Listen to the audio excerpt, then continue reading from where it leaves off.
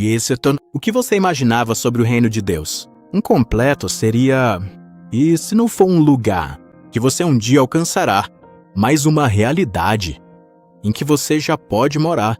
A maioria das pessoas ouve a expressão reino de Deus e imediatamente pensa no céu, um lugar distante, algo que só pode ser alcançado após a morte. Estradas douradas, paz eterna, uma recompensa futura.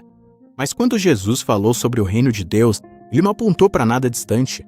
Ele apontou para algo próximo, algo presente, algo que já estava em movimento. E o surpreendente nisso é o seguinte: muitos que achavam que entendiam, na verdade não entenderam nada. Neste vídeo, vamos descobrir o que o reino de Deus realmente é, de acordo com as Escrituras, e por que um entendimento errado disso pode significar perder a vida que Jesus veio para dar. Fique comigo, porque no final você não só vai entender melhor o reino, mas vai enxergá-lo no seu dia a dia com outros olhos. Primeiro, o reino de Deus não é apenas um lugar, mas uma realidade. Quando pensamos em um reino, imaginamos um território, um país com fronteira, governado por um rei. Mas Jesus virou essa ideia de cabeça para baixo. Em Lucas, capítulo 17, versículos 20 a 21, os fariseus perguntaram a Jesus quando o reino de Deus viria. A resposta dele o surpreendeu. O reino de Deus não vem de um jeito que se possa observar. Ninguém vai dizer também: olhem, aqui está ele, ou ali está ele. Porque vejam, o reino de Deus está no meio de vocês. Essas palavras mudam tudo. O reino de Deus não é, em primeiro lugar, uma questão de lugar, mas de domínio. Ele está onde Deus governa. Pense assim: um país tem fronteiras, mas um só reino está em toda parte. Onde a autoridade do rei é reconhecida, o reino de Deus, portanto, não é limitado ao céu. Atualmente está por toda parte lá, onde o governo de Deus é aceito, começando no coração humano, né?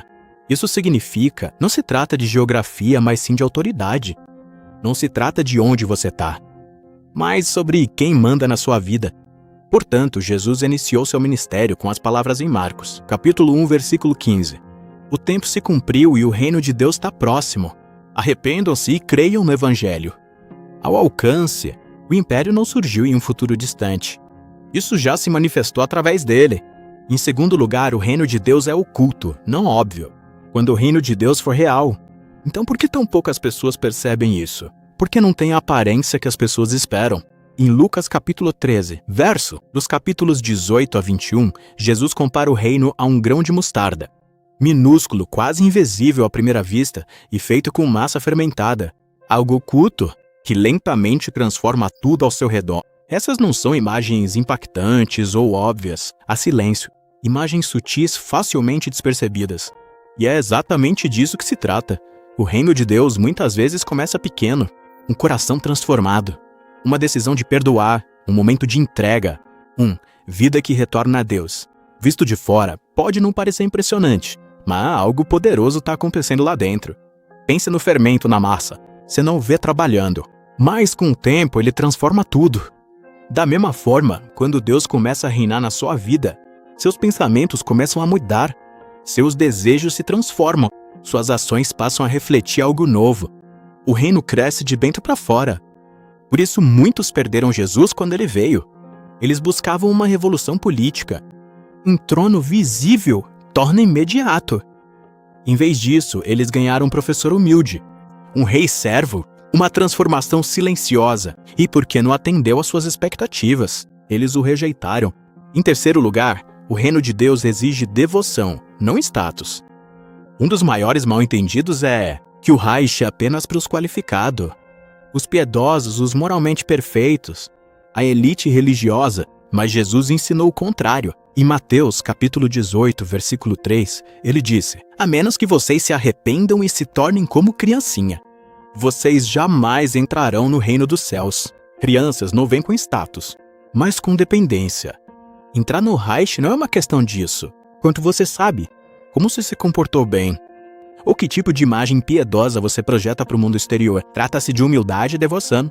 Jesus também disse em Mateus capítulo 5, versículo 3, quem é pobre de espírito é pobre de alma, pois deles é o reino dos céus. Ser pobre de espírito significa reconhecer sua necessidade diante de Deus. O reino pertence àqueles que dizem: Eu não consigo me salvar sozinho, preciso de Deus. Tô abrindo mão do controle, isso é difícil. Porque, por natureza, queremos ter controle. Queremos determinar nossas próprias vidas. Decida por si mesmo o que é bom e o que é mal, mantenha-se independente. Mas o reino de Deus funciona segundo um princípio diferente. Deus é rei, não nós. E não se pode ter um reino sem um rei.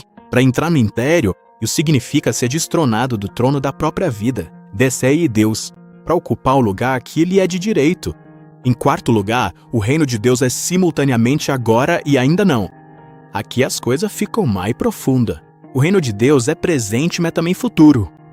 É isso que torna tudo confuso. Jesus demonstrou o reino curando os doentes, como em Mateus capítulo 4, versículo 23, expulsando demônios, como em Lucas capítulo 11, versículo 20, e perdoando pecados, como em Marcos capítulo 2, versículos 5 a 12.